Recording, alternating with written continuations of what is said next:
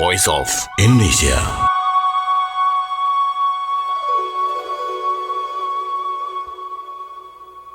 Ya, pendengar Voice of Indonesia, Anda sedang mendengarkan siaran kami, Voice of Indonesia melalui streaming di voinews.id dan juga aplikasi RRI Digital. Dan pendengar, kita saat ini masuk dalam program Ranah Diplomasi, dan kali ini narasumber saya adalah Bapak Hidayat Aceh, Minister Konselor Penerangan Sosial Budaya KBRI Bangkok. Dan kita akan ngobrol ini hal-hal seru bagaimana sosial budaya Indonesia bertemu ya dengan budaya juga culture dari masyarakat Bangkok, Thailand nih pendengar. Dan sudah tersambung melalui Zoom dengan Bapak Hidayat, kita sapa saja. Halo Pak Hidayat, apa kabar? Halo juga, orang sini bilang sawadikap. Balasnya apa Pak jawabnya kalau dibilang Sawadikap? Ya biasanya sih kita juga jawab ya sawadikap juga. Oke, Sawadikap Pak Hidayat. Nah, Oke, saya dapat ini nih kosakata baru ya ternyata nih, luar biasa. Lumayan nanti buat bekal kalau liburan gitu atau jalan-jalan nih ke Bangkok, Thailand. betul. Ya, Pak Hidayat, kita mau ngobrol langsung nih soal hubungan persahabatan antara Indonesia dan Thailand ya, yang ternyata tuh sudah terjalin lama, dan kedua negara juga meresmikan hubungan diplomatik pada 7 Maret 1950. Lalu bagaimana nih menurut Bapak menggambarkan persahabatan kedua negara apalagi dalam kondisi saat ini nih? Alhamdulillah ya persahabatan kedua negara seperti yang Anda sebutkan itu sudah terjalin sangat lama. Kalau bisa dibilang lebih dari seratusan tahun lah ya. Semenjak 1800-an akhir itu sudah terjalin dalam arti raja dari Thailand sudah berkunjung ke Indonesia. Memang Indonesia sudah cukup populer lah di Thailand ya. Begitu juga dengan tentunya Indonesia mungkin zaman itu juga sudah mendengar popularitas kerajaan Thailand. Jadi raja waktu itu dibilang raja King Rama V ya, tahun 1800-an berkunjung ke Indonesia 3 kali bahkan. Kemudian penerusnya Raja Rama VII sampai raja yang sekarang pun pernah berkunjung ke Indonesia tahun 86 memang. Waktu masih bukan remaja tapi sudah dewasa lah ya. Jadi kedua negara sudah menjalin hubungan yang lama dan hubungannya itu sangat baik. Dari sisi pemerintah juga kita masing-masing negara saling mendukung, saling mengisi. Jadi tanpa ada perselisihan antara Indonesia dan Thailand. Jadi kita sangat bersyukur lah ya.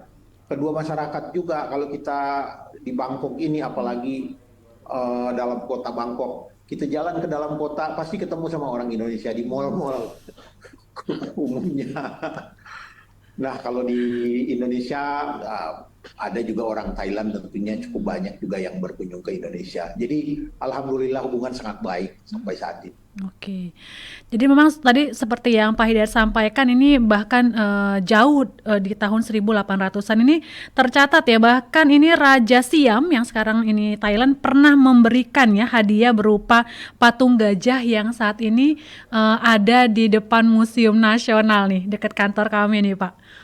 Oh iya iya iya. Iya, itu hadiah dari dulu namanya Raja Siam ya, Raja Thailand saat ini. Dan menarik juga tadi kata Pak Hidayat, sehari-hari tuh sering juga lihat masyarakat Indonesia yang di mall ya begitu. Ini berarti kunjungan wisatawan dari Indonesia banyak juga Pak ya yang datang ke Thailand atau mungkin berbisnis kali Pak ya? Ya, memang tidak bisa dipungkiri kalau macam wisata sekarang itu kan kita mengunjungi sekaligus melakukan hal lain yang kira-kira bermanfaat di dalam pandangan kita. Misalnya, kalau bisa sekalian jalan wisata, tapi sekalian belanja atau berbisnis juga. Nah, ini banyak yang dilakukan oleh orang Indonesia. Khususnya kalau mereka ke Bangkok ya, cukup terkenal lah Bangkok ini. Dibanding dengan misalnya orang Thailand yang ke Indonesia Mungkin ada juga bisnis ya, tapi banyak yang lebih ke wisata religi. Misalnya kita tahu bahwa orang Thailand itu kan apa namanya penganut Buddha ya, punya penganut Buddha. Jadi mereka berkunjung sekaligus ke Jawa, khususnya Jogja untuk melihat ke Candi Borobudur. Sekaligus kalau kita upayakan sekarang bagaimana orang Thailand itu melihat Indonesia sebagai kayak orang Islam ke Arab Saudi untuk naik haji lah. Jadi kalau orang Buddha ke Candi Borobudur naik haji itu yang akan kita coba usahakan ya. Tentunya ini akan berkembang terus. Mudah-mudahan ditunjang dengan berbagai variabel lainnya, baik dari pihak airlines atau pihak pemerintah juga mengembangkan tempat-tempat wisata sehingga bukan cuma naik haji bagi orang Thailand yang Buddha, tapi juga mungkin bisa belanja dan melakukan kegiatan pariwisata yang bervariatif ke depan. Indonesia tuh suka banget ya Pak, sekali mendayung 2-3 pulau terlampaui ya. Jadi liburan betul. sekaligus bisnis nih, just tip ya. Betul, betul. Betul sekali. Itu menarik banget. Lalu kalau untuk di Thailand sendiri ada nggak sih kantong-kantong WNI Pak nih, daerah-daerah yang pasti banyak nih WNI-nya nih? Ya betul, mengingat saling kunjung, orang bilang sekarang kan people to people kontak itu sudah berlangsung sangat lama, cukup lama lah ya, 1 abad lebih, 2 abad. Jadi ada beberapa orang Indonesia yang sudah tinggal lama di sini dan keluarganya ikut, ada tetangganya dari Indonesia juga ikut. Jadi ada beberapa kantong di Thailand, khususnya di Bangkok ya, khususnya di Bangkok. Tentunya ada juga yang keturunannya sudah kawin di sini, kawin mawin lah ya, dan tentunya faktor bahasa di sini mempengaruhi lingkungan. Jadi memang ada yang sudah tidak bisa lagi berbahasa, khususnya yang dari komunitas Jawa. Lama di sini, tapi begitulah, mungkin karena sudah begitu lama, jadi pengaruh bahasanya lebih mendominasi bahasa sini ketimbang bahasa Indonesia ya, atau bahasa Jawa. Meskipun bukan cuma didominasi Jawa, tapi ada juga dari suku Banjar, Melayu, ada juga. Tapi yang Anda bilang tadi kantong memang benar, ada beberapa kantong di sini, khususnya orang Jawa ya. Dan ini kan menarik karena kita berada di wilayah kawasan yang sama nih Pak, ASEAN, dan kita juga punya kultur yang sangat dekat begitu, baik itu dari seni budaya, kuliner begitu. Lalu nih gimana sih sebenarnya Pak nih proses adaptasi antara dan juga asimilasi nih antara masyarakat Indonesia di sana dan juga seni dan budaya Thailand sendiri?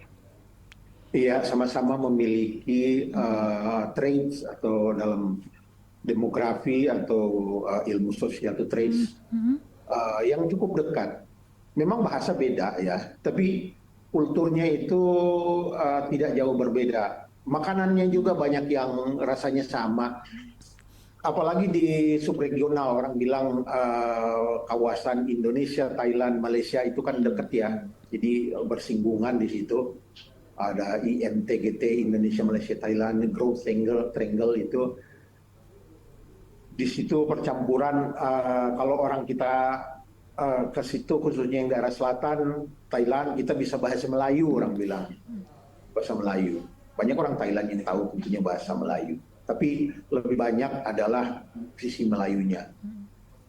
Dan di Indonesia kalau bilang kuliner Melayu itu kan kita banyak cukup familiar lah ya. Nah, orang Thailand juga begitu. Jadi proses asimilasi berlangsung dengan sangat baik. Kita sudah mengenal ratusan tahun. Jadi faktor bahasa memang beda, tapi kulturnya itu mirip kalau bisa dibilang, sehingga tidak terdapat permasalahan di masyarakat. Oke. Alhamdulillah ya. Lalu kalau mereka sendiri di masyarakat Thailand sendiri melihat masyarakat Indonesia itu seperti apa sih Pak? Memang kalau orang bilang bukan cuma Thailand, tapi seluruh dunia mungkin melihat Indonesia, oh Indonesia the most populous Muslim country ya, orang Indonesia. Biasanya orang Thailand melihat Indonesia hampir sama dengan orang-orang mereka sendiri. Cuma memang mereka agak sedikit sipit. Lebih banyak mungkin dipengaruhi oleh kedekatan dengan ya kawasan Indochina lah ya, namanya juga Indochina, jadi lebih agak sedikit sipit. Tapi warna kulit, kalau bilang sawo matang juga ada juga yang sawo matang sekali di sini, orang kulit hitam, ada yang keriting juga, meskipun matanya juga agak sedikit sipit. Gitu. Jadi mereka melihat kayaknya kalau kita jalan misalnya ya di dalam kota ketemu sama orang Thailand, dia pasti bahasa Thailand ke kita, karena dia melihat ini orang kita nih, orang sesama orang Thailand. Nah, baru diketahui bahwa kita nggak bisa bahasa Thailand. Oh, Anda orang asing ya. Nah, alhamdulillah sekarang juga ada Google apa namanya Translate. Iya, jadi kalau kita kesulitan mau belanja, mau beli ini, mau nawar, kita tinggal ketik di Google Translate, ngomong langsung, bicara langsung, terus kita perlihatkan, jadi baru dia sadar, oh orang asing, saya pikir Anda orang Thailand katanya, begitu. Karena tampak rupanya tuh hampir mirip gitu Pak ya, nggak terlalu jauh Benar sekali, berbeda. benar sekali. Sama Lalu, seperti Mbak lah ya, Ibu ya. Saya pikir orang Thailand, jangan-jangan. Thailand mana Pak? Thailand coret kayaknya. Benar. Iya. Lalu kalau masyarakat Thailand sendiri melihat Indonesia seperti apa, dan apakah mereka juga tertarik nih Pak untuk lebih mengenal Indonesia mungkin dengan belajar bahasa Indonesia, mengenal gamelan dan mungkin seni dan tradisi Indonesia. Bapak bagaimana melihat ketertarikan mereka terhadap Indonesia? Animo masyarakat Thailand cukup besar ya, baik di bidang seni musik, apa namanya busana, kemudian, nah hal ini memang sangat membanggakan Indonesia karena mereka melihat Indonesia itu bukan cuma sahabat, tapi juga tempat juga untuk belajar. Baik dari sisi seni budaya itu, kalau makanan mungkin banyak yang sama, tapi dari segi budaya kan bahasa, trait-nya itu beda, jadi ada ketertarikan dari Thailand sendiri, masyarakat Thailand untuk belajar bahasa Indonesia, kemudian belajar membatik, bagaimana membatik, apalagi ya, selain itu tari-tarian. Bahkan dalam hal ini budaya itu seni, kita bilang seni itu ada, kita kolaborasi, bahkan sudah dalam beberapa tahun ini kita melakukan kolaborasi dengan mereka. Mereka mempelajari bagaimana bentuk seni lukis Indonesia, seni tari Indonesia, itu berlangsung akrablah dengan kita mengenai hal-hal tersebut. Kita lakukan kolaborasi. Meskipun kita juga mencoba melihat bagaimana budaya mereka dalam tari-tarian, seni tari dan seni musik. Ada juga orang Thailand yang belajar juga gamelan di sini ada. Jadi KBRI memfasilitasi Pak ya untuk masyarakat Thailand untuk belajar mengenal Indonesia. Iya, dari kita punya selain tentunya dari pihak pemerintah kita menyediakan apa yang namanya bilang bahasa Indonesia, belajar bahasa Indonesia. Ada orang masyarakat Thailand yang belajar bahasa Indonesia. Ada juga kita jemput bola, kita ke universitas memperkenalkan, dan mereka banyak yang tertarik. Sampai sekarang masih jalan, alhamdulillah. Demikian juga di seni musik dan seni tari masih jalan. Kita memfasilitasi KBRI Bangkok dalam upaya bukan lebih memperkenalkan, tapi lebih memperluas lagi jangkauan agar orang masyarakat Thailand lebih dekat lagi dengan Indonesia. Karena juga sebenarnya jaraknya dekat ya, nggak terlalu jauh, harusnya biar lebih akrab lagi begitu Pak ya. Betul, dalam kerangka ASEAN ini kita tentunya terus mendukung, mengembangkan agar ASEAN betul-betul menjadi satu community sesuai dengan cita-cita founding father ASEAN, agar ASEAN ke depan menjadi benar-benar satu komunitas. Iya. Dan kalau berbicara mengenai Thailand nih Pak, pasti nggak bisa jauh-jauh dari pariwisatanya nih. Dan ini saya mencatat nih Pak ya, bahwa pariwisata Thailand itu menjadi andalan ya, andalan untuk sektor ekonomi Thailand sendiri. Ini kontribusinya itu 11 sampai 12% dari PDB. Bahkan mereka juga pariwisatanya ini mampu ya, performa pariwisatanya itu mampu menunjukkan kemampuan pemulihan yang kuat ini. Dengan kedatangan lebih dari 11 juta wisman di 2022 dan lebih dari 10 juta wisman ini dalam 6 bulan pertama 2023. Ini tentu kita perlu banyak belajar juga bagaimana mereka performanya itu cepat gitu untuk bidang pariwisata nih, apalagi setelah pandemi. Ini bagaimana nih Bapak melihat pariwisata Thailand sendiri, lalu proses pemulihan pariwisatanya yang cepat dan apa yang bisa kita pelajari nih dari mereka? Ya, di bidang pariwisata itu memang Thailand memiliki kemampuan untuk menciptakan hal-hal baru yang bisa menjadi magnet ya. Misalnya apabila ada hal baru, mereka berupaya untuk mengembangkan dan benar-benar serius untuk mengembangkan itu sehingga bisa menjadi andalan. Ada festival, ada makanan baru, mereka berupaya untuk menciptakan satu bentuk festival yang menarik pariwisata. Kalaupun misalnya misalnya wisatawan asing telah pernah melihat, tapi bagaimana hal yang baru itu membuat wisatawan asing lebih betah untuk tinggal lebih lama gitu ya. Nah ini yang harus kita yang dari Indonesia mungkin butuh belajar soal itu. Di samping tentunya ingredients yang utama adalah bagaimana kenyamanan pihak turis asing yang tinggal di sini bisa berjalan bebas dalam arti tidak menghadapi masalah. Kenyamanan pokoknya baik dalam tempat pariwisata maupun tempat mungkin belanja dan lain sebagainya. Tentunya ada hal-hal lain yang juga dikembangkan namun belum tentu di Thailand itu cocok tapi di Indonesia juga cocok ya. Tapi hal-hal positif yang bisa kita tiru dari mereka adalah keseriusan mereka dalam mengembangkan hal-hal baru yang dapat menjadi magnet untuk menarik lebih banyak wisatawan. Kalaupun telah, seperti yang saya bilang, pernah melihat mereka bagaimana tahun depannya bisa tinggal lebih lama. Nah, ini mungkin menjadi kelebihan Thailand.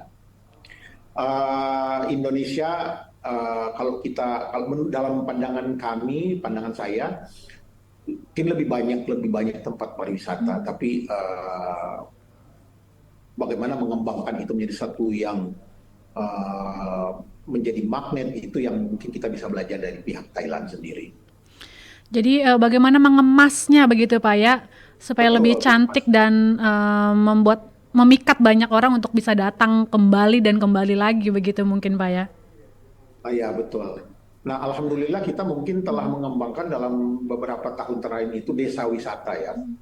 Kedepan itu sesuai dengan penelitian memang desa wisata bagaimana unsur-unsur atau variabel-variabel yang dapat menambah turis asing untuk lebih lama tinggal, lebih melihat lagi tempat-tempat yang baru, itu dikemas, yang dibilang tadi dikemas itu menjadi kata kunci mungkin ke depan. Di samping tentunya kelebihan dari teknologi sekarang yang kalau orang mau berwisata tidak disibukkan lagi dengan harus telepon ke sana kemari ke sana, tapi menggunakan gadget bisa memadukan saya mau ke sana, saya mau ke sini, tapi langsung dengan mode transportasinya bagaimana, mode akomodasinya bagaimana, jadi bisa lebih mempermudah satu. Kalau dari sisi itu mungkin kita memang dalam kerangka ASEAN kita melakukan kerjasama, tapi dalam hal yang dibilang tadi itu bagaimana mengemas, misalnya saja di Thailand terkenal dengan just tip ya, orang Indonesia just tip di sini, just titipan. Jadi bagaimana dia mengemas kalau mengunjungi ini jangan lepas dari bisa membeli sesuatu barang dan ini tentunya bukan asal sekedar datang dengan ide datang dan membeli, tapi bagaimana mereka memperhitungkan juga jarak seperti tempat orang melakukan pameran dan sebagainya itu dekat dengan tempat kedatangan, sehingga sangat efisien gitu. Ini mungkin hal-hal yang bisa kita pelajari dari Thailand. Oke. Berarti aksesibilitasnya juga harus diperhitungkan begitu Pak ya? Betul. Di samping dengan teknologi moda transportasi, bagaimana mereka, maksudnya pihak pemerintah di sini menyediakan kemudahan-kemudahan yang dapat dipilih oleh turis asing ya. Mudah-mudahan ke depan kita bisa pelan tapi lebih mengembangkan agar menjadi Indonesia itu sama seperti Thailand, bisa menarik lebih banyak wisatawan asing ke Indonesia. Bahkan justru akan lebih baik begitu harapan kita Pak ya? Seharusnya lebih baik karena kita punya lebih banyak tempat wisata untuk dikunjungi turis asing. Oke. Ya, mungkin penutup Pak, harapan Bapak nih untuk hubungan persahabatan Indonesia dan Thailand ke depannya seperti apa nih Pak? Ke depan tentunya dalam kerangka ASEAN kita tetap melanjutkan kerjasama di banyak bidang, baik dalam kerangka ASEAN maupun subregional ASEAN yang saya bilang tadi, IMTGT, Indonesia, Malaysia, Thailand, karena memang jarak yang dekat titik singgung. Ke depan kita melihat bahwa interdependensi antara Indonesia dan Thailand itu akan terus meluas, membesar, baik dalam bidang perdagangan, people-to-people kontak pariwisata, maupun kerjasama di bidang teknologi. Dalam hal bidang pangan juga atau pertanian, kami merasa kerjasama akan makin erat karena memang Thailand memiliki keunggulan di bidang pertanian yang bisa kita kerjasamakan ke depan, dan kita harapkan tentunya utamanya khususnya ke depan akan lebih banyak diambil peran alih oleh masyarakat ke depan. Dalam hal ini orang bilang people to people contact akan terus berkembang. Tentunya harus difasilitasi juga oleh pemerintah ya. Di KBRI sendiri kita tetap melanjutkan program-program kerjasama, baik di bidang kerjasama teknologi maupun penelitian, serta di bidang pertanian dan kemasyarakatan lainnya. Oke. Terima kasih Pak Hidayat untuk waktunya nih. Dan sukses selalu dan salam untuk teman-teman di sana nih di KBRI Bangkok ya Pak Hidayat. Sama-sama, salam juga sukses untuk RRI agar terus bergema dan terus diminati oleh warga Indonesia, pendengar yang baik di Indonesia dan seluruh dunia. Terima kasih Pak Hidayat. Ya, pendengar Voice of Indonesia, demikian tadi program Ranah Diplomasi dengan Bapak Hidayat Aceh, Minister Konselor Penerangan Sosial Budaya KBRI Bangkok. Dan sampai bertemu kembali di program Ranah Diplomasi minggu depan. Voice of Indonesia.